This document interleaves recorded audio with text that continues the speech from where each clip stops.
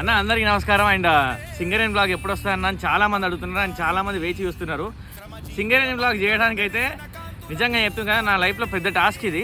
ఎందుకంటే 1:40 వచ్చింది. ఎందుకన్నా అంతగానం వచ్చింది, అంత పెద్దగా ఎందుకు వచ్చిందంటే ఇది ఒక ఎడ్యుకేషనల్ పర్పస్గా నేను తీసిన ఈ వీడియో. సో తప్పకుండా చూడండి.